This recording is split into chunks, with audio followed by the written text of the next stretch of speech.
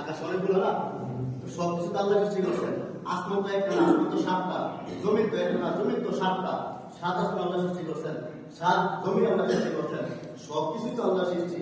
এখন বয়ান চলছে বায়েদির সরকার, আমাদের ছোট ভাই এই নদীগুলো তো আল্লাহ সৃষ্টি, সব আল্লাহ সৃষ্টি। যে আল্লাহ সব সৃষ্টি কয় করবে শেখ ফরিদ সে আল্লাহ আমাকে আপনাকে পছন্দ বয়ান করেছে। করবি। এটা কি খুশির বিষয় না? আমরা খুশি না বেজা? খুশি এজন্য আল্লাহ তাআলা এটা বলছেন যে আমার কাজ করে তার ইচ্ছাই না, আমার রহমত তার উপর থাকে। আপনি যে মাগরিব নামাজ পড়ছেন, মাগরিব নামাজ পড়ছেন না? পড়ছেন তো? মনে করেন না যে আপনার ইচ্ছাই হয়ে গেছে, আল্লাহর রহমত আছে। অনেকে ইচ্ছা করে, অনেকে বলছে এখানে আসবো মাগরিবের পরে, ওই অনেকে কিন্তু আসতে পারে নাই। আমি অনেকেই বলছি, কিন্তু আমি দেখতেছি না অনেকে নাই। তাকে আল্লাহ তৌফিক দেন নাই, আমাকে আপনাকে আল্লাহ তাআলা তৌফিক দিয়েছেন। যাই হোক, আল্লাহ তাআলা আমাদেরকে অনেক নিয়ামত দিয়েছেন। এর মধ্যে না এটা আবার নতুন করে সবচেয়ে বড় নিয়ামত এটা করে কাটলে না সবচেয়ে বড় নিয়ামত হলো ঈমান। কি ভাই? আল্লাহ তাআলা যে সমস্ত নিয়ামত দান করেছেন, আমি সম্পদ ঈমান। বাতিজা আচ্ছা, ওয়াকিল ঈমান যদি কোন ব্যক্তি সে আল্লাহকে বিশ্বাস করে, ঈমান আছে, মুসলমান, কাফের না, মুসলমান, কিন্তু তার আমল নামে নামাজ তেমন নাই, তার আমল নামে রোজা তেমন নাই, সে জুমার নামাজ শুধু পড়ছে, বাকি নামাজ পড়ে নাই, সে রোজা রাখছে, 30 রাখতে পারে নাই, সে হজ করতে পারে নাই, যাকাত দিতে পারে নাই, কিন্তু তার ঈমানের বদলতে একদিন না একদিন আল্লাহ তাদেরকে জান্নাতে দিয়ে দিবে। সুবহানাল্লাহ। তার তেমন নামাজও নাই, তার তেমন যাকাতও নাই, শুধু ঈমান থাকার কারণে। ঈমানের মতো দাম নবীজি বলেন, লা তাকুমুস সাআতু হাত্তা ইউকালা ফিল আরদি আল্লাহ আল্লাহ। দুনিয়া ততক্ষণ পর্যন্ত ধ্বংস হবে না যতক্ষণ পর্যন্ত একটা মুসলমান বেঁচে থাকে। সুবহানাল্লাহ। মানুষ বেঁচে থাকবে যতদিন, দুনিয়া আল্লাহ তাআলা ধ্বংস করবেন না। একজন মুসলমানের জন্য আল্লাহ তাআলা দুনিয়াকে রাখবেন। একজন মুসলমান দুনিয়াতে থাকবে, সূর্য প্রতিদিন আলো দিবে। একটা মুসলমান দুনিয়াতে বেঁচে থাকবে, চাঁদ জ্যোৎস্না দিবে। একটা মুসলমান দুনিয়াতে বেঁচে থাকবে, তারপর প্রত্যেকদিন উঠবে, সবকিছু নিয়ম মতো চলতে থাকবে একটা মুসলমানের জন্য। সুবহানাল্লাহ।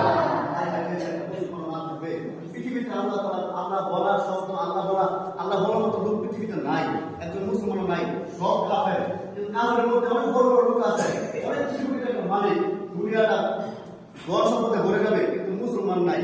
আল্লাহ দুনিয়া রাখবেন না, কারণ দুনিয়ার সামান্যতা আল্লাহর কাছে নাই। একজন মুসলমানের, একজন ইমানদারের দাম আল্লাহর কাছে অনেক বেশি। যে দিন একজন রাষ্ট্র ইমানদার মারা যাবে, এর কিছুদিন পরেই হঠাৎ করে আল্লাহ তাআলা পুরো পৃথিবী ধ্বংস করে দেবেন। ইমানদারের দাম কত বেশি। আমরা যে ইমানদার মুসলমান, আমরা আল্লাহ তাআলা বলছি আল্লাহ মুসলমান বানাও, বলে না আল্লাহ তাআলা দরখাস্ত দেয় নাই যে আমাদের মুসলমান বানা, তবু আল্লাহ তাআলা মুসলমান বানাইছে। এটা আল্লাহ তাআলা দয়া না, অনেক বড় দয়া। তারপরে মুসলমান বানানোর পরে কিছু আমল দিয়েছে। আমরা মুসলমান, সবাই মুসলমান তো, কাজ আছে। এরপরে কাজ হচ্ছে নামাজ। সর্বপ্রথম কাজ কি? ঈমান আনার পরে সর্বপ্রথম কাজ হলো নামাজ। তারপরে একটা কাজ আছে রোজা, জানেন না সবাই? রোজা। তারপরে একটা কাজ আছে হজ, তারপরে একটা কাজ আছে যাকাত। আচ্ছা, এখন আলোচনা করি। হজ সবার জন্য? হজ কি সবার জন্য? সবার জন্য না। যারা এখান থেকে বাংলাদেশ থেকে মক্কায় যাওয়ার ভাড়াটা যারা আছে, সমস্ত হজে যত কার্যক্রম শেষ করার যত টাকা লাগে, এই টাকা তার কাছে আছে, তার উপর খরচ। এটাও জীবনে একবার খরচ, জীবনে কয়বার? একবার সে হজ করছে, তারপরে হজ করা খরচ না। সে হজ না করলে তার গুনাহ হবে না। আচ্ছা, হজ তো গেল। যাকাত, যাকাত কি সর্ব খরচ? না, সর্ব খরচ না। নেশার পরিমাণ পালনের বাড়ি হতে হবে, 7.5 কোটি সম্পদ তার কাছে আছে, এরকম 1 বছর তার কাছে থাকতে হবে। কয় বছর? 1 বছর পরে যদি 7.5 কোটি সম্পদ থাকে, থাকে, তাহলে তার উপর যাকাত খরচ। এটাও সমাজের এক শ্রেণীর লোকের উপর, সবার উপর না। গেল যাকাত, তাও বছরে একবার, বছরে প্রত্যেক বছরে গেল। এখন তারপরে রোজা, রোজা কি প্রত্যেক দিন? না। প্রত্যেক মাস? না। বছরে তো 12 মাস, একটা মাস শুধু রোজা, একটা মাস রোজা খরচ, বাকি সে একটা মাস রোজা না রাখলে তার গুনাহ হবে না। বাকি হলো নামাজ। নামাজ, নামাজ কি 12 মাস, এক মাস নাকি? বিশেষ কোন বড় লোক কাছে নামাজ, নামাজ এরকম না। নামাজ সবার জন্য না। বড় লোকের জন্য যেমন নামাজ, ছোট লোকের জন্য যেমন নামাজ, ধনীর জন্য যেমন নামাজ, গরিবের জন্য যেমন নামাজ, ছোটর জন্য যেমন নামাজ, বড়র জন্য যেমন নামাজ, পুরুষের জন্য যেমন নামাজ, মেয়েদের জন্য যেমন নামাজ। নামাজ আল্লাহ সবার জন্য ফরজ করেছেন। শুধু আমরা নামাজ পড়ে এরকম না, জিনও নামাজ পড়ে, শুধু জিন নামাজ পড়ে এরকম না। না ফেরেশতারাও নামাজ পড়ে, ফেরেশতারা নামাজ পড়ে এরকম না, গাছও নামাজ পড়ে, পাখিও নামাজ পড়ে, সবাই নামাজ পড়ে। আল্লাহ তাআলা বলতেছেন কুল্লুন কুদ আলিমা সালাতাহু ওয়া তাসবিহাহু, প্রত্যেকটা সৃষ্টি তার নামাজ সম্পর্কে সে জানে, প্রত্যেকটা সৃষ্টি তার তাসবিহ সম্পর্কে সে জানে। আচ্ছা এখন দেখেন গাছ, গাছ কিভাবে নামাজ পড়ে? গাছ দাঁড়িয়ে দাঁড়িয়ে নামাজ পড়ে, গাছ দাঁড়ানো অবস্থায় আল্লাহ তাআলা তাসবিহ পাঠ করে। এখন বলেন দেখেন গরু ছাগল দেখেন না, গরু ছাগল রুকু অবস্থায় নামাজ আদায় করে, গরু ছাগল রুকু অবস্থায় নামাজ পড়তেই আছে, তার তাসবিহ সম্পর্কে সে জানে। পাহাড় দেখেন, পাহাড় হাঁটুর অবস্থায় আল্লাহ তাআলা তাসবিহ আদায় করে। এরকম প্রত্যেকটা প্রাণী, সাপ, বিচ্ছু, তারপর পোকামাকড়, শেষরত অবস্থায় আল্লাহ তাআলা নামাজ পড়ে, আল্লাহ তাআলা শেষরত অবস্থায় রাখছেন।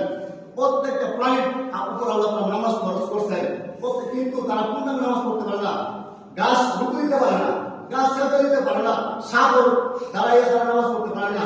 প্রত্যেকটা প্রাণী, যে প্রাণীগুলো আছে আল্লাহ তাআলা পূর্ণাঙ্গ নামাজ দেন নাই, একমাত্র মানুষ আর জিনকে আল্লাহ তাআলা পূর্ণাঙ্গ নামাজ দান করছেন। সুবহানাল্লাহ। তাই নয়, নামাজ বাদে, নামাজ বলতে আরো তিনটা রুকন আছে, ইমান নামাজ, আরো তিনটা রুকন আছে, হজ, যাকাত, তারপরে কি রোজা। এগুলো দুনিয়াতে আল্লাহ তাআলা নাযিল করছেন জিবরাইলের মাধ্যমে, যে জিবরাইল নবীর কাছে যাও, গিয়া বলো যে আমার মুসলমানকে হজ দিতে হবে, হজ করতে হবে। জিবরাইল যাও, বলো যে যাকাত দিতে হবে। জিবরাইল যাও, বলো যে রোজা রাখতে হবে। দুনিয়াতে আয়েশা তারপরে কি করছে? এই হুকুমগুলা দিয়েছে। শুধু নামাজটা ইমান তো দুনিয়াতে এসে দিয়েছে। বলো যে আপনি তাবলীগ করেন, আপনি বসে আছেন, আল্লাহ একজন, এটাও দুনিয়াতে, কিন্তু নামাজ আল্লাহ দুনিয়াতে দেয় নাই। নামাজ